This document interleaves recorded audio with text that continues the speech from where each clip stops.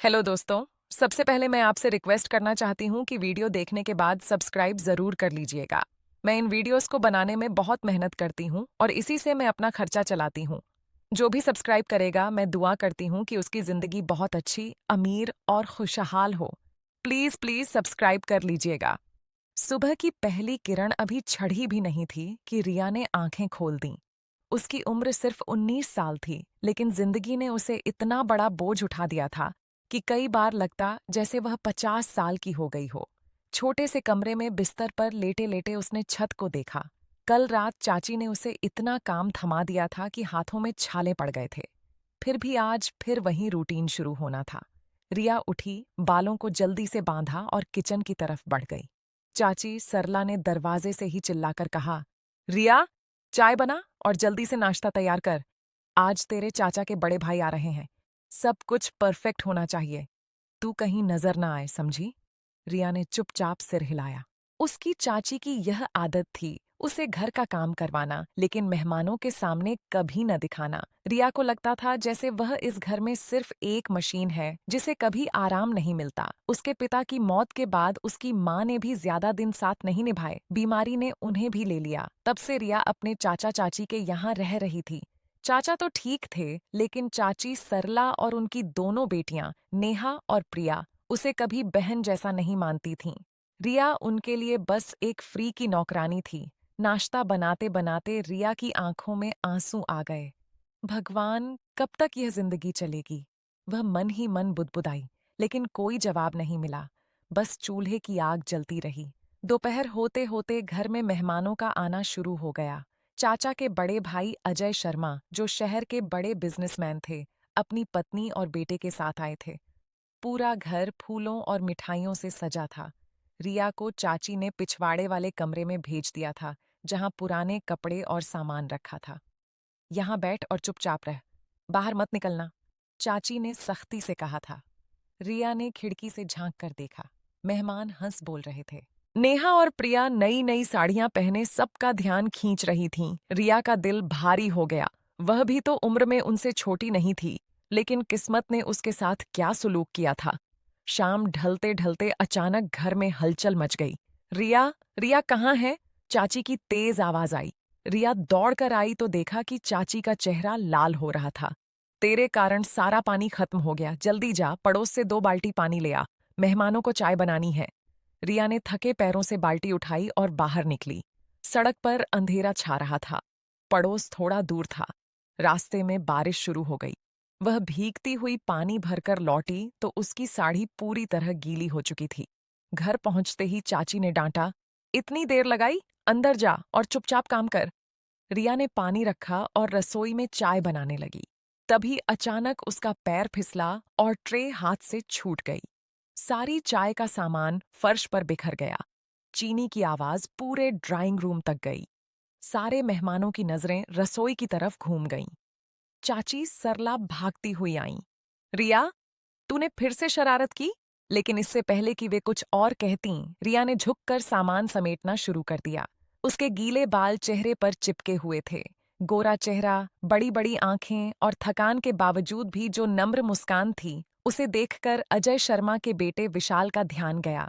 विशाल शर्मा 26 साल का पिता का बिजनेस संभाल रहा था।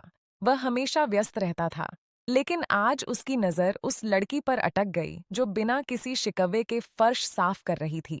उसकी मासूमियत और सहनशीलता ने विशाल को प्रभावित कर दिया। चाची ने रिया को खींचकर रसोई के अंदर धकेल दिया। बाहर मत निकलना। लेकिन विशाल ने चुपके से पूछ लिया, चाची, वह लड़की कौन है?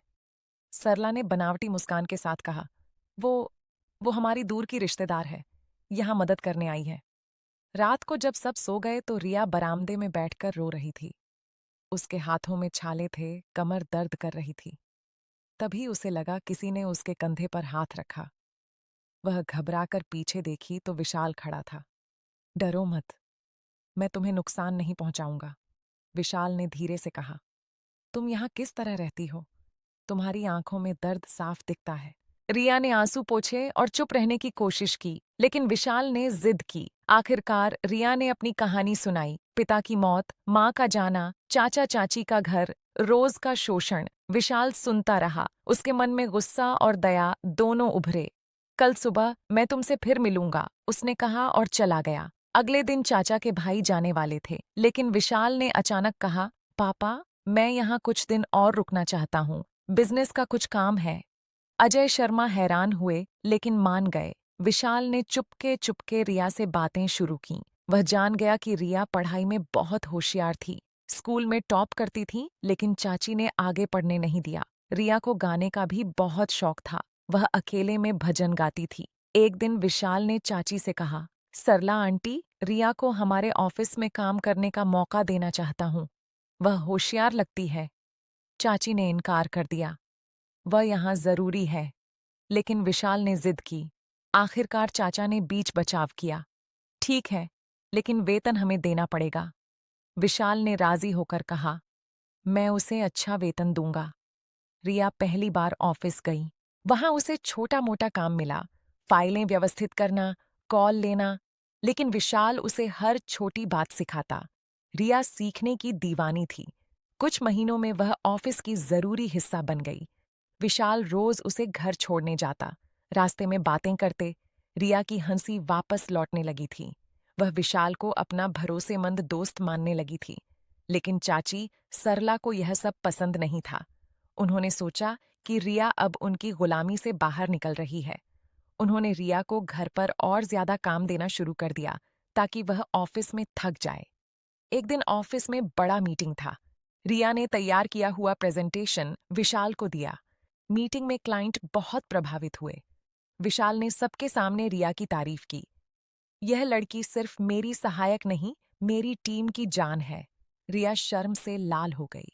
घर लौटकर चाची ने उसे डांटा, तू अब बहुत ऊंची उड़ान भरने लगी है। याद रख, तू हमारे घर की नौकरानी है। नेहा और प्रिया भी उसका मजाक उड़ातीं। रिया रोते हुए अपने कमरे में गई। उस रात विशाल का फोन आया, कल सुबह तैयार रहना, मैं तुम्हें कहीं ले जाना चाहता हूँ। अगली सुबह विशाल रिया को एक बड़े मंदिर ले गया। वहां पूजा के बाद उसने कहा, रिया, मैं तुम्हें पसंद करता हूँ। तुम्हारी मेहनत, सच्चाई और सहनशीलता ने मुझे छू लिया है। मैं तुमसे शादी करना चाहता हूँ। रिया हैरान रह गई। विशाल जी, मैं गरीब हूँ, आपका परिवार। विशाल ने मुस्कुराते हुए कहा, मेरा परिवार मुझे खुश देखना चाहता है और तुम मुझे खुशी देती हो। लेकिन जब उन्होंने घर पर बात की तो तूफान आ गया। चाची सरला चीखीं, ये नहीं हो सकता। रिया हमारी रिश्तेदार है, लेकिन उसकी कोई हैसियत नहीं। तुम हमारी बेटियों को देखो। नेहा और प्रिया भी रो रोकर मां के साथ हो गईं। अजय शर्मा ने भी शुरू में विरोध किया। विशाल, सोच समझकर फैसला ले। विशाल अडिग रहा। पापा, रिया के बिना मैं अधूरा हूं। उसने मुझे सिखाया है कि पैसे से ज्यादा इंसान की सच्चाई मायने रखती है। रिया ने कहा, विशाल जी, मैं नहीं चाहती कि आपके परिवार में कलह हो। मैं खुश हूं जहां हूं। लेकिन विशाल ने नहीं माना। उसने रिया को एक छोटा सा फ्लैट दिलवा दिया, जहां वह अकेले रह सके। रिया अब ऑफिस में पूरी तरह लग गई थी। कुछ दिनों बाद अजय शर्मा बीमार पड़ गए। अस्पताल में डॉक्टरों ने कहा कि उन्हें खून की जरूरत है। विशाल और परिवार वाले मैच नहीं कर रहे थे। रिया ने चुपचाप अपना ब्लड टेस्ट करवाया। उसका ब्लड ग्रुप मैच कर गया। उसने बिना बताए खून दिया। अजय शर्मा जब होश में आए तो उन्हें पता चला कि रिया ने उनका जीवन बचाया। उनकी आंखें नम हो गईं। बेटी, मैंने तुम्हें गलत समझा था। तुम सच्ची हो। चाची सरला भी शर्मिंदा हुईं। नेहा और प्रिया ने माफी मांगी। आखिरकार विशाल और रिया की शादी हो गई। सादगी से, लेकिन दिल से। शादी में रिया की पुरानी यादें भी आईं, लेकिन अब वह मुस्कुरा रही थी। शादी के बाद विशाल ने रिया को आगे पढ़ने के लिए भेजा। रिया ने कॉलेज ज्वाइन किया और साथ साथ बिजनेस भी संभाला। कुछ साल बाद वह एक सफल बिजनेस वुमन बन गई। एक दिन रिया ने चाची सरला को फोन किया, चाची, अब आपकी बेटियों को भी ऑफिस में काम करने का मौका चाहिए तो बता दीजिए, मैं मदद करूंगी। सरला रो पड़ी। रिया, मैंने तुम्हारे साथ बहुत गलत किया। रिया ने कहा, चाची, पुरानी बातें भूल जाइए। जीवन आगे बढ़ने के लिए है। विशाल और रिया का घर अब खुशियों से भरा था। उन्होंने कई अनाथ बच्चों को गोद लिया और उनकी पढ़ाई का खर्च उठाया। रिया कहती, जिस दर्द से मैं गुजरी हूं, किसी और को नहीं गुजरना चाहिए। रिया की जिंदगी का यह सफर सिखाता है कि मेहनत, सच्चाई और सहनशीलता कभी व्यर्थ नहीं जाती। भगवान समय पर सबका साथ देते हैं। जो लोग दूसरों का शोषण करते हैं, उन्हें एक न एक दिन पछतावा होता है। और जो सच्चे दिल से मेहनत करते हैं, उनकी किस्मत खुद उन्हें ऊंचा उठाती है। रिया आज भी सुबह उठकर भगवान को धन्यवाद देती है। उसकी आंखों में अब आंसू नहीं, सिर्फ चमक है। विशाल उसके साथ हर कदम पर है। दोनों मिलकर समाज की सेवा करते हैं। दोस्तों, ये कहानी हमें बताती है कि चाहे कितनी भी मुश्किलें आएं, अगर दिल साफ हो और मेहनत सच्ची हो, तो जीवन जरूर संवर जाता है। रिश्ते खून के नहीं, रिश्ते दिल के होते हैं। माफी देना और आगे बढ़ना सीखिए। अगर आपको यह कहानी पसंद आई तो प्लीज़ लाइक, शेयर और कमेंट ज़रूर कीजिएगा। अपनी कहानी भी कमेंट में शेयर कीजिए। अगली कहानी में मिलते हैं। तब तक अपना और अपने परिवार का ख्याल रखिए। शुक्रिया। कहानी शब्द संख्या लगभग 4600 शब्द।